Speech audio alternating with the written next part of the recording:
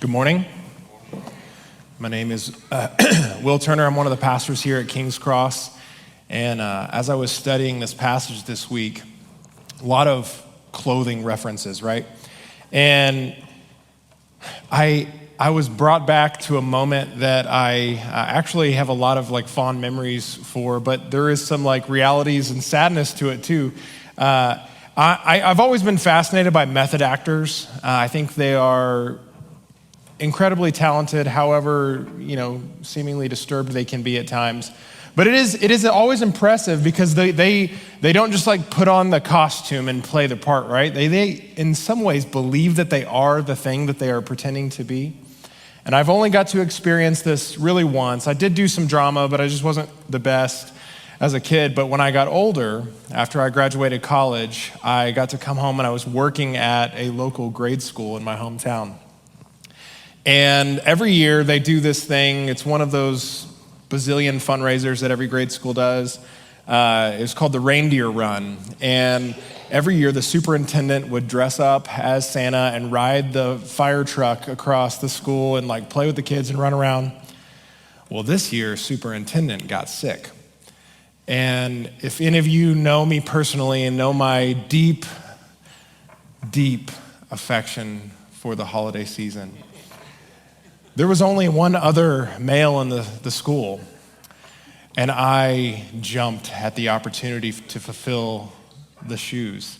I did. I was so excited. They were like, "Do you really want to do this?" And I think they were shocked at my eagerness. They were like, "Hey, this is we do this. You got to run around the kids, run with them in the reindeer run." And I was like, "Give me the costume."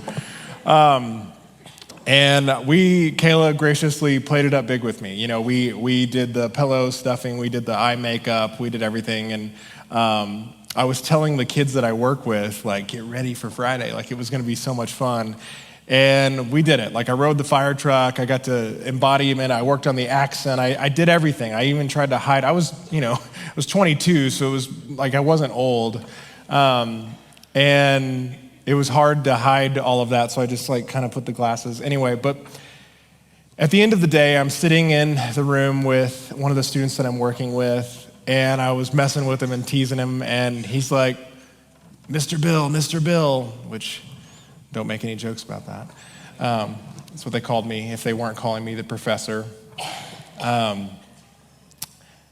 Bill, this is all just pretend. You're not really him. And a piece of me was sad. I was like, you're right. It's been a fun day. You're right. And I know it's funny and silly. I tell that though because I actually believe sometimes we live our Christian lives in that exact same way. We feel even this morning, we've had to come here and we've had to put on certain things and act certain ways and maybe speak with certain accents. And we feel in many ways that we have put on this Christian facade to come into the room, and then we can put it away at times, and then we can pick it back up and we can put it away at times. And we are going to talk about in this passage some pieces of clothing that we put on that is a daily willing task to do. But at the core of this text is not method acting. The core of this text isn't just us changing our behavior. The core of this text is us seeing who Jesus is, what he did for you, and how it transformed you to where you no longer have clothes that you just put on and you can put away, and depending on the situation, you are fully robed in the clothing that Jesus paid for you on the cross. And so as we look at Colossians 3 and all these clothing metaphors, I want us to be reminded of that gospel truth this morning. So let me pray for us and we'll get into our text. Father, you have caused all scripture to be written for our learning. Let us now hear your word. Let us read it, learn it, digest it, that by patience and comfort of your word, we may embrace and hold fast to the blessed hope of everlasting life, which you have given us in our Savior Jesus. Amen. Last week, we were instructed, as Orion preached, to put away a lot of things, to take off thing. So we're back to this clothing metaphor. And last week, the two big things that I personally took away, I was like, man, it's easy for me to think about the external, right? I need to flee from sin. I need to put away the external temptations for sin that are all around us. We do think of that, but there are also, as Orion said, internal sins growing within us as a part of the brokenness of this world until glory. There will be like little shoots of sin that start to grow in us that we have to put to death. It's part of our walk as believers. And the beauty is we now have the freedom to do that. Before we were enslaved to it, before it just grew in us and took over us and we did as it commanded, but now we have the power to look inside and put those things to death by the power of the Holy Spirit. And so we are both pushing away and fleeing from sin and putting away the sins that are outside of us and also putting to death the sin that is inside of us. And this week, we are hearing from Paul telling us what to do with our new selves that is clean from this sin. He says in verse 12, "Put on then, as God's chosen ones, holy and beloved."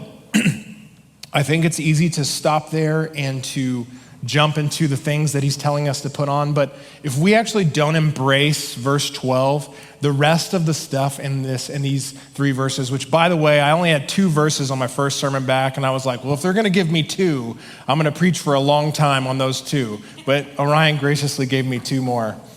So we'll moderate.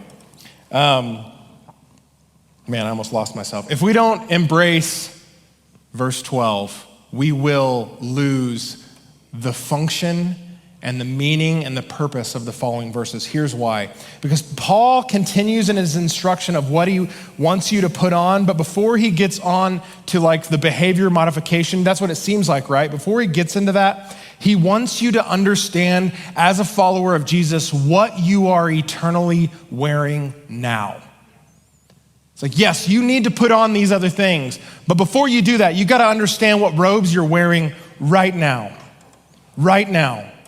And it's hard for us to do that because I think I personally anyway, after Orion read those sins last week from the last bit of Colossians, and I felt like a weight was on me and a weight was on the room. I'm like, I'm guilty of that. I'm guilty of that. I'm guilty of that. I'm a pretender, right? Yes, this is all pretend. I'm not good. I forget. And it feels like so often in our Christian life, we're like, I put on the robes of righteousness for this, but I got to put them away when I'm in this environment, or I got to put them away for this moment. But Paul says here that we are robed in righteousness.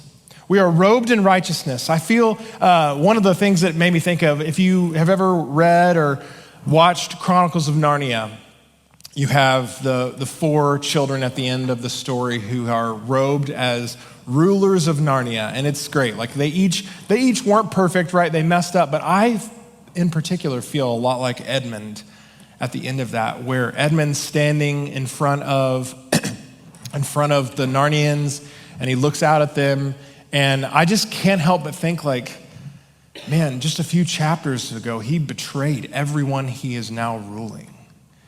And I feel like that's what it's like a little bit in this Christian life is I am wearing these robes of righteousness and I do not deserve it. And you know what? That's true. You don't deserve it. But God also doesn't say you don't deserve it and you have to take it off when you're bad. He never says that, not once.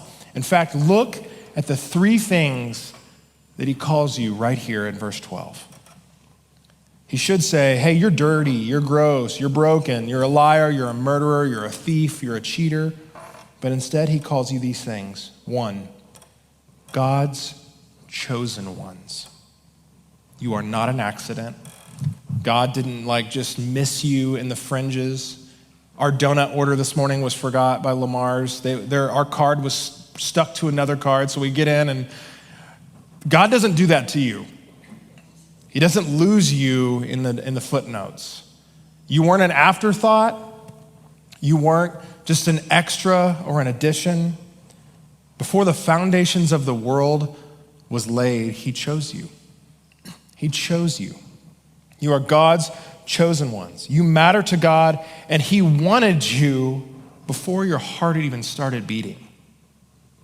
And maybe that's the only thing you needed to hear this morning, is that God chose you. He chose you. He sees you. He sees all of the stuff that you feel like you don't deserve wearing that robe. Like he sees all of that, and he chose you. It's good news. The second thing he says, not only is God's chosen ones, but holy. Holy. Who in here feels holy most days? Not a lot of honesty, or we do fully embrace that. But holy means set apart. It means it's a word that also means saint. You are chosen, and not just chosen, but you are chosen, set apart for a specific purpose. God didn't just see you before the foundations of the world and save you. He also chose you to be set apart for a specific purpose. He said, hey, I see this person. My love and affection go out to them. I choose them, and I choose them to fulfill a duty in my kingdom. You are set apart. You are holy. Not all of you are called to vocational ministry. There are accountants, teachers, lawyers, nurses, sales reps. You are chosen saints. You are chosen saints, set apart for the purposes of your Creator. So you are chosen, you are holy, and most importantly, you are beloved. You're beloved. God didn't just adopt you to do his work, and then he has no affection for you. It's like that's any God could do that, right? Like any fake God that we read about, like they do that kind of stuff. But this God, what makes Christianity so unique is God does that out of the fullness of love for you. You are beloved, greatly loved. It's one thing to be chosen for a purpose, but God treasures you. He treasures you. You are precious to him, and he loves you dearly. And if we don't embrace this reality, like this is, by the way, clothing you can't take off. You don't get to take off that robe. You don't get to take off the fact that you are chosen, that you are holy, and that you are beloved. If you are a follower of Jesus, that is yours to embrace every moment of every day. We can pretend like we take the robe off and we roll in the dirt for a little bit, but we are wearing that robe. We are wearing that robe of righteousness. We don't get to lay that down. It's easy to feel that. It's easy to feel like I am not that. I am not holy. I'm not righteous. Because of the blood of Jesus, like we just sang about, you are. And God sees you as that. He sees you as that. You are a follower of Jesus. You are clothed in righteousness, washed by the blood of the Lamb. And if you understand that reality, he tells you this next instruction. To put on, as a follower of Jesus, these things: compassionate hearts, kindness, humility, meekness, and patience. That's what he says to the church in Colossians. It's like, because of your new identity in Jesus, you can act like Jesus does now. You can make a willing choice to be compassionate, to be kind, to be humble, to be meek or gentle, and to be patient. Only because of your new identity in Jesus. He says the same thing in 1 Corinthians when he explains that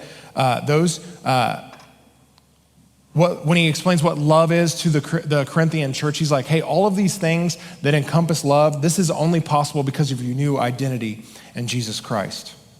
We also see in Galatians, Paul telling us how Christians will act by telling us the fruit that they will produce, right? The fruit of the Spirit. These are willing things that we put on, and in this metaphor, it's additional things. It's not the robe of righteousness, right? We've got that on. These are additional things that we must willingly put on every single morning when we wake up and go to live our lives. He says, put on compassionate hearts specifically. This means a merciful pouring out of one's heart towards someone else. It's an emotional, merciful pouring out of one's heart towards one another. The people in ancient times saw their hearts differently than we see now. It's not like the Hallmark stuff that we see. It's like they actually envisioned, it's kind of gross actually. Compassion, they believed, was something that was in your gut. And so like the phrase is like, I have compassion for you. In the original Greek actually means I have a bowel movement towards you, which is like gross to us, but like all their compassion was right here. And you actually get that, right? Like your stomach hurts when you're sad, right? Like we understand that to an extent. The word is splunkna, which is really gross sounding. But I love what it means. It means beloved bowels of mercy. Beloved bowels of mercy. We are to embrace compassionate hearts where we are moved towards other people. And I think what's important is, before we continue with the list, is we have to stop and we have to understand, okay, as you go through these, there's people who aren't Christians who actually embody these things. They can put on compassionate hearts. We see it every day in the news, or we see it every day in our work. Like, we see compassion. And so we have a few things going on here theologically that are important to understand. One, God has common grace for this world, and where compassion can be embraced by the unbeliever. Two, I would argue that most of the compassion, and I believe the Bible backs this up when we say no one chooses good, no, not one, right? That the compassion, the kindness, the humility, the gentleness, and the patience, those type of things, they are possible to experience from an unbeliever, but they will always be rooted in some sort of sin that person is enslaved to. So I can be compassionate, but I'm being compassionate out of some personal gain, or I'm expressing false humility, or I'm kind to get something, right? Like, there's always this turn or this angle with what looks like to be something that God tells us to put on. And that's exactly what the enemy would have us do. To say, this is what Jesus is like, and the enemy has a counterfeit. It's a counterfeit. So we have humbleness and we have false humility, where it's like, oh yeah, you're so great, you're awesome. And really inside, I'm doing this just to leverage, to gain renown, whatever. So we have a few things going on there. But to be compassionate like Jesus is, what do you think? It's sacrificial. It's sacrificial. There's no way we can point to it and say, he did that for his gain. He went to the cross for his own personal gain. I almost pointed to the cross, but the last time I did that, it was gone. Thank you for being there. He didn't do that for his own gain, and there's no way to game that. There's no way to game that. But he was moved towards you with bowels of mercy, as they would say. Compassionate hearts. Two, kindness. Kindness. Again, being kind, not of selfish gain, but out of the overflow of the thankfulness of your heart. What does it look like for us to wake up every morning and put on kindness towards one another? It's like, well, that's easy. It's not. Because the world is really hard, and we get stressed and we get tired. And when all of those things start to pour on, the first thing that goes for me personally is kindness. It's kindness. I got to get this done. I got to move this thing along. And I don't have time to stop and be kind. When life puts pressure on you, put on kindness. Put on kindness. We can do that. And we can do the kind of kindness that Jesus did, the kind of kindness that stopped for a Roman soldier who was oppressing his people. His race was being oppressed by another group of people, and he looked at him and he healed his daughter, and he had compassion and kindness for that person.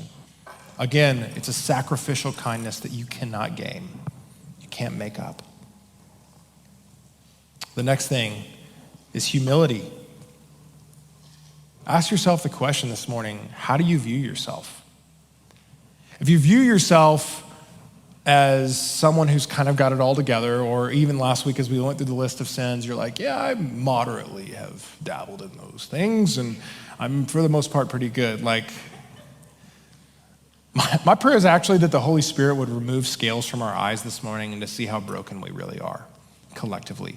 How the robes of righteousness that we wear are not deserved or earned, but they're purchased by someone else for us, which causes us to be humble. When you know what you've got and how much you don't deserve it, you will be humble. And that's what we should embrace this morning, humility. Jesus had all the power of heaven at his fingertips, and yet he laid his life down. Philippians talks about how he lowered himself lower than a slave. And he had everything, all the power of all the galaxies, that he had the power that holds the world together, right? Colossians talks about that. And he laid it down for us so that we could be called chosen, holy, and beloved. So we embrace his humility, meekness, or gentleness. This is not something that is celebrated much in our culture in the West, meekness and gentleness. It's really easy to be the loudest person in the room and feel like you have the most influence. But we are called to put on gentleness and meekness, to look at a situation and not just hammer the nail as hard as we can reactively every second, but to be slow and gentle. And being gentle is kind, and being gentle is compassionate. To be slow. That's what I think of when I think of meekness, is just like a slowness to react, a slowness to move towards something. Because my gut, and many of us in the room probably feel this way, like when we see something, we just want to run at it as hard as we can and fix it immediately. But I think gentleness and meekness is slow, it is curious, it's kind, right? And then finally, patience. My favorite quote from college from any professor was, I stay away from people who pray for patience, because God will put you through it. It's like, I will grow patience in you, and it's not how you probably want it to happen. But I encourage you this morning, and I realize the pressure I'm putting on the room, to pray for patience, to pray for the strength, which is what you have through the helper, the Holy Spirit. You have the help needed, everything you need to be able to put these things on every single morning. You have that help through the power of the Holy Spirit. And I'm praying that we would access the helper, that we would beg the helper to help us put on these things, to put on patience, to have patience. Again, slow. One who is patient is gentle. One who is patient because they're humble. These things are interlocked and interconnected. They're unified. These characteristics are Christ-like. And to put them on means to be like Christ, to put on Christ. If we're going to go back to method acting, then study Jesus.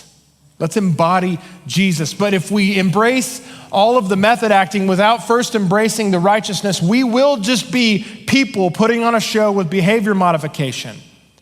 Instead, let our behavior modification come out of the thankfulness that is our robes of righteousness purchased for us by Jesus Christ on the cross. So we are saying behavior modification is important. Do not ever hear that. It is important to act a certain way. We want to act like Jesus, but don't do it as a way to earn your salvation or as a way to make yourselves feel better than other people. That is the way of the world. That is the way of the flesh. That is the way of legalism. But instead, embrace what Jesus has done for you thankfully. And out of the thankfulness of your heart, be compassionate. Out of the thankfulness, transformed state of your heart, be kind. Be humble, be meek, and be patient. And ask for the Holy Spirit to help you. And not just the Holy Spirit, but also your Holy Spirit-filled community around you to help you. If you're a follower of Jesus in this room, you're part of the church, which is a Holy Spirit-empowered community. And if I want to walk around and say, hey, I don't feel gentle, let me go ask my brothers and sisters, have I been gentle? And if they love me, they're going to say, hey, you really haven't. You should work on putting that on in the morning. You should work on putting on gentleness in the morning. Let me help you. Let's pray about how you can be more gentle or compassionate or kind or patient. We work together. That's what it looks like to live in community, which brings us to verse 13. Bearing with one another. Bearing with one another. That's what we're describing. And if one has a complaint against another, forgiving each other, as the Lord has forgiven you, so you must also forgive. It's really easy to be harsh, to be judgmental, to be bitter towards one another if we see ourselves as righteous, if we see ourselves as perfect, if we see ourselves as ultimately good. But if we go back to true biblical humility and we see ourselves as we truly are, the harshness, the judgment, the bitterness, it fades. We see ourselves, as Orion spoke about last week, as sinners who have betrayed God at every turn, and that we are in desperate need of a Redeemer who gives his saving grace to us. Then we can look at each other in the eyes, knowing full and well we came from the same spot, and we can practice forgiveness, and we can practice the offering of grace to one another. We are all going to mess up. That's what living in community looks like. But part of bearing with one another is embracing the fact that we are all broken. You're going to mess up. I'm going to fail you. We are going to fail each other until glory. And on that day, let's bear with one another well and forgive with one another. Forgive one another. And Paul talks about how this is possible in verse 14. He says, above all these, put on love, which binds everything together in perfect harmony. Another translation says, love is the bond of perfect unity.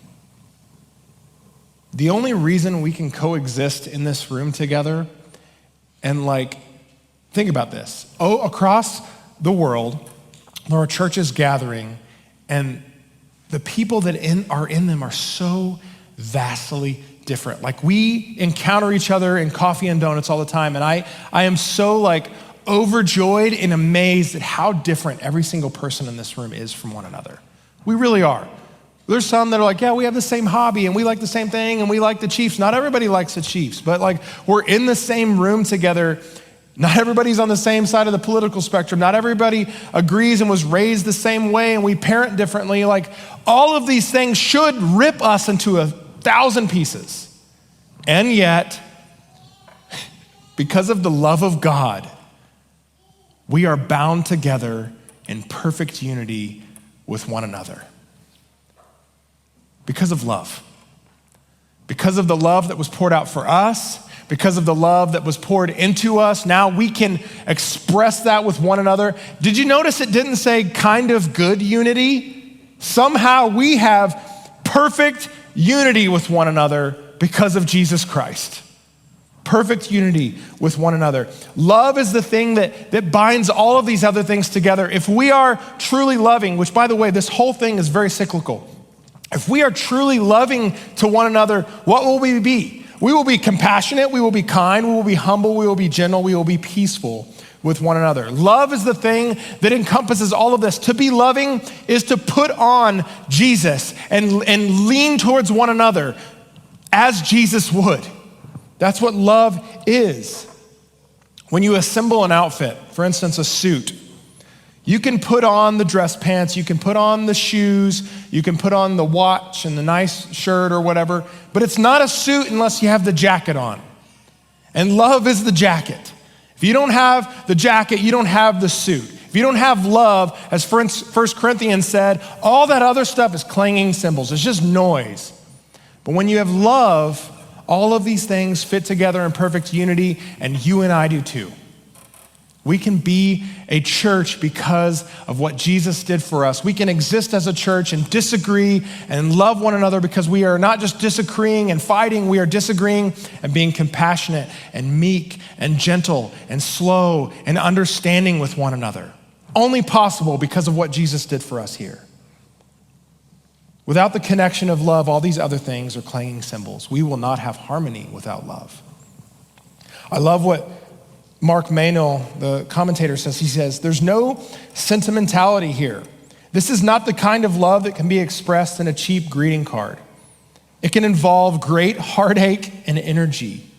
It always brings a cost, but it will keep a community of different and seemingly incompatible people together. And that is what will make the world sit up and say, there is something different about these people. There is something different about these people. Verse 15, Paul continues, and let the peace of Christ rule in your hearts, to which indeed you were called one body. He says a similar phrase in Philippians 4, and I hope it brings to mind for my second Christmas reference this morning when Isaiah talks about the Prince of Peace, the Prince of Peace in regards to Jesus. In other words, church, let the ruler of peace rule in your heart. Let the ruler of peace rule in your heart. We should be picking up the corporate language here, by the way. It's individual and corporate at the same time. Paul is using phrases like harmony, unity, body metaphors to show us that when we actively put these things on for the purposes of existing and participating healthily in a church, that is what family is.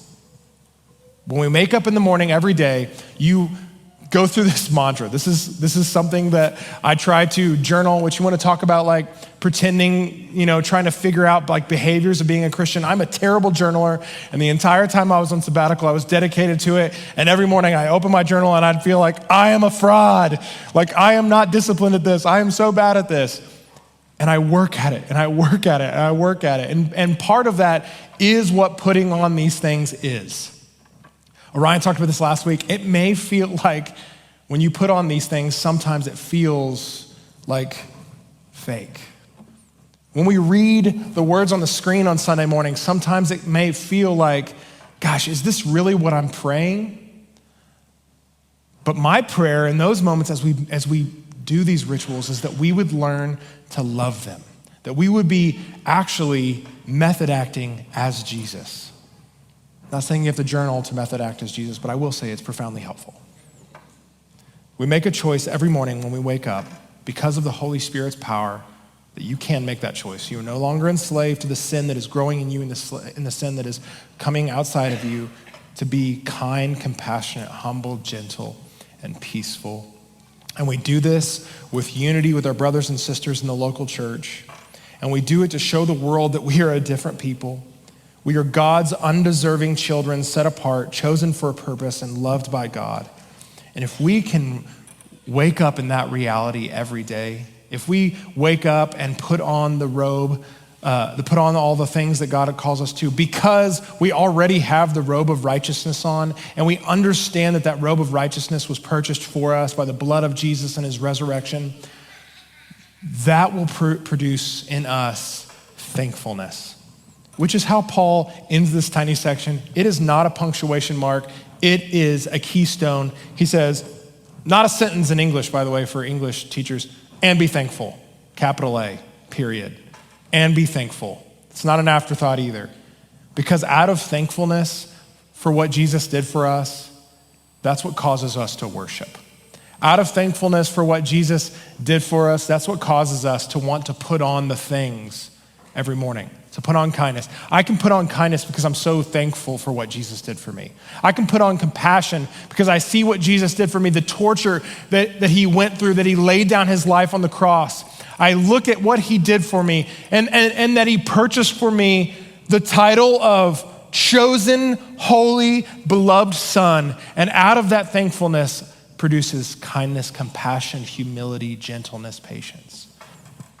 That's what's going on here. And be thankful. It's not an afterthought, it's a cycle. And be thankful. Because when you're thankful, you'll be at rest. You'll be at peace. You'll embrace the king, the ruler of perfect peace.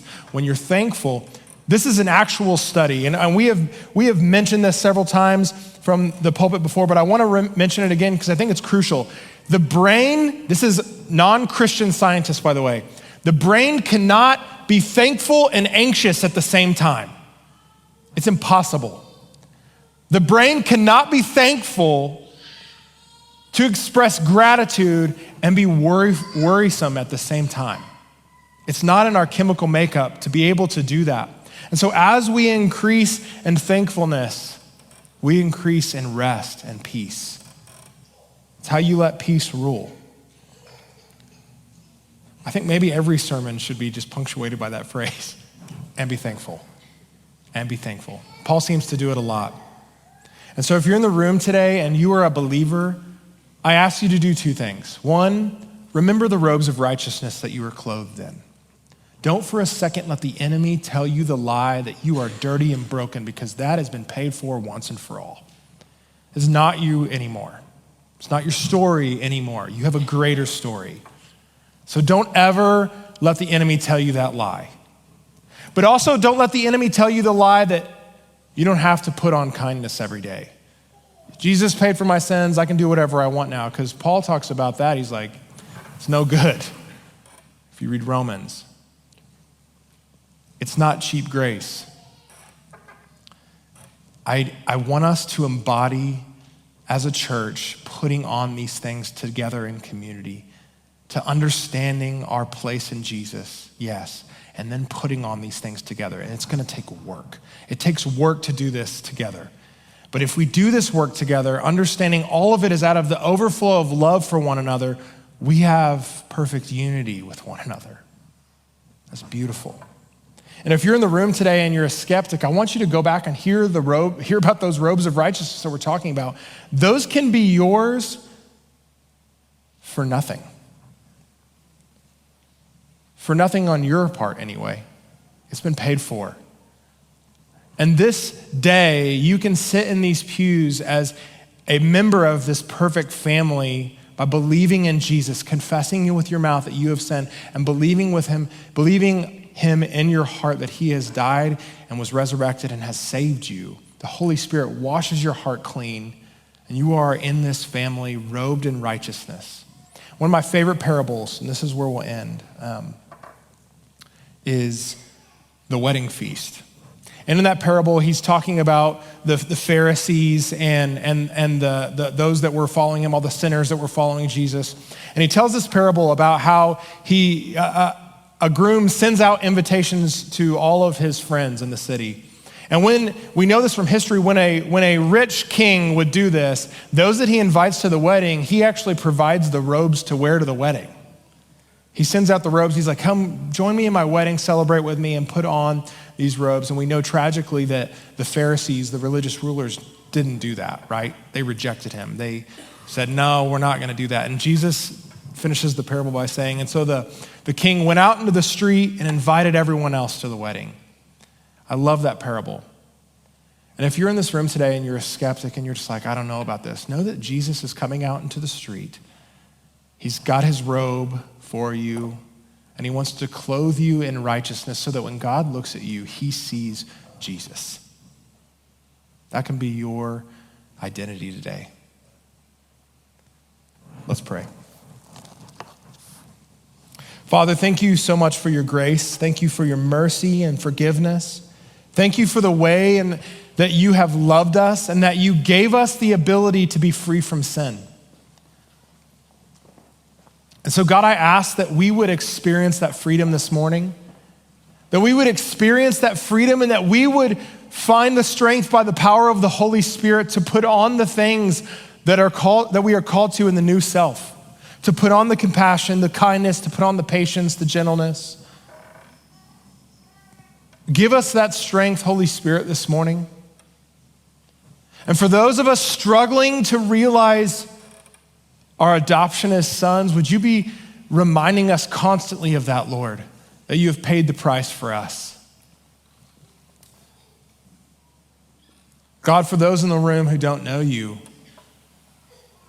soften their hearts. They can see a God who loves them deeply. And today, maybe that they would realize that they were chosen before the foundations of the world, that they can be holy, set apart, and that they are beloved. God, do that work, and it's in your name. Amen.